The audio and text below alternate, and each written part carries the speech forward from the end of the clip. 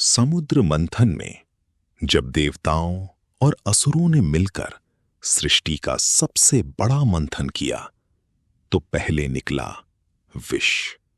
अमृत नहीं, विष। क्या आपने कभी सोचा कि यही कहानी आपके अपने शरीर के अंदर हर पल दोहराई जा रही है? हिंदू ग्रंथों में एक ऐसा रहस्य छुपा है जिसे आज आधुनिक विज्ञान भी धीरे धीरे स्वीकार करने लगा है।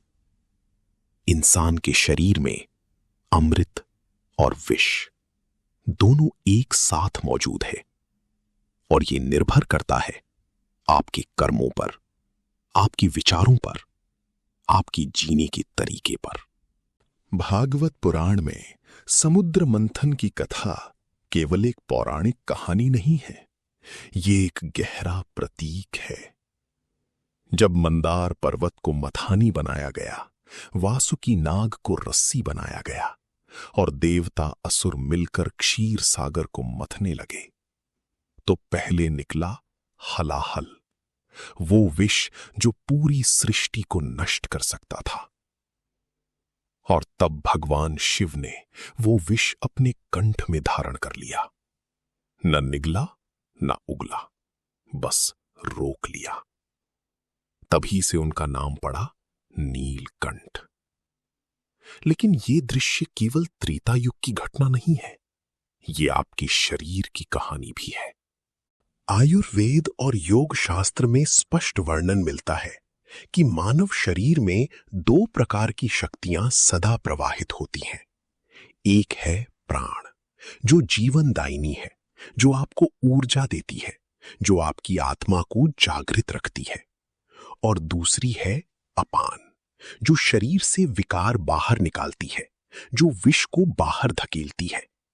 जब ये दोनों संतुलन में होती हैं तो शरीर में अमृत बहता है। जब ये असंतुलित हो जाती हैं तो विष बढ़ने लगता है। अब सोचिए, जब आप क्रोध करते हैं, ईर्ष्या करते हैं, झूठ बोलते हैं, तो क्या होता है आपके शरीर में? आधुनिक विज्ञान कहता है कि नकारात्मक विचारों से कॉर्टिसोल और एड्रेनलिन जैसे तत्व बढ़ते हैं, जो शरीर की कोशिकाओं को नुकसान पहुंचाते हैं। ग्रंथों ने इसे हजारों साल पहले ही विष कहा था। लेकिन ग्रंथों में एक और चौंकाने वाली बात कही गई है। तंत्र शास्त्र और कुंडलिनी विज्ञान में वर्णन मिलता है कि मनुष्य के मस्तिष्क के ऊपरी भाग में एक स्थान है जिसे सहस्रार चक्र कहते हैं। कहा जाता है कि जब कोई योगी इस चक्र को जागृत करता है तो वहां से एक दिव्य रस टपकता है। उसे कहते हैं अमृत।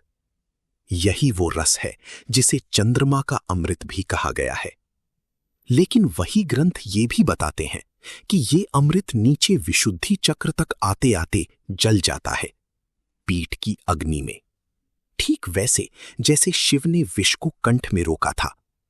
योगियों का काम था इस अग्नि को नियंत्रित करना ताकि अमृत ऊपर ही रहे। और वो अग्नि क्या है?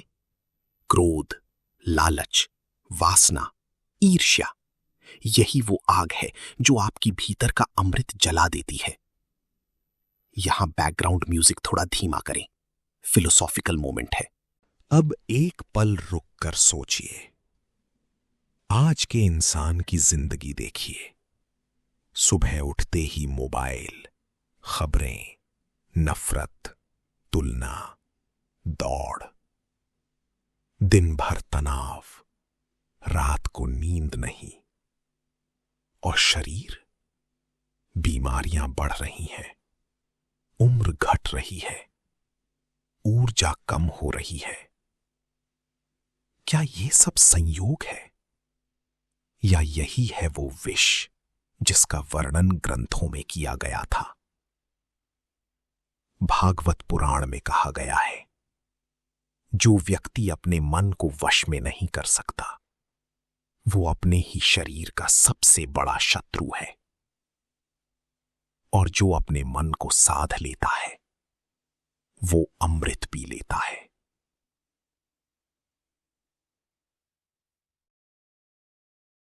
तो क्या यह संभव है कि हम इस विष को रोक सकें?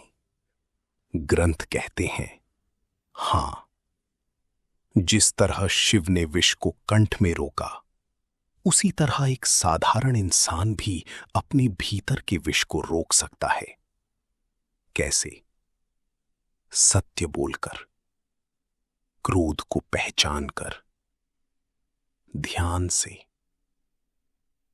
प्राणायाम से, और सबसे जरूरी अपने कर्मों से। क्योंकि ग्रंथ ये नहीं कहते कि विष आएगा ही नहीं। ग्रंथ कहते हैं, विष को पहचानो, उसे रोको और अमृत को जागृत करो। यही था समुद्र मंथन का असली संदेश, और यही है आपके जीवन का भी।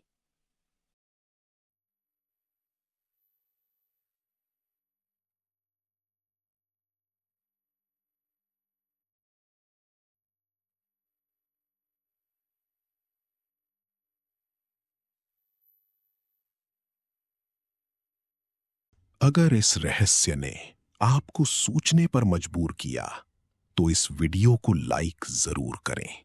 और अगर आप चाहते हैं कि ऐसे ही गहरे, चौंकाने वाले सच आप तक पहुंचते रहें, तो चैनल को अभी सब्सक्राइब करें, घंटी भी दबाएं, ताकि कोई वीडियो छूटे नहीं। क्योंकि ग्रंथों में और भी बहुत कुछ छुपा है, जो आज तक किसी ने नहीं बताया।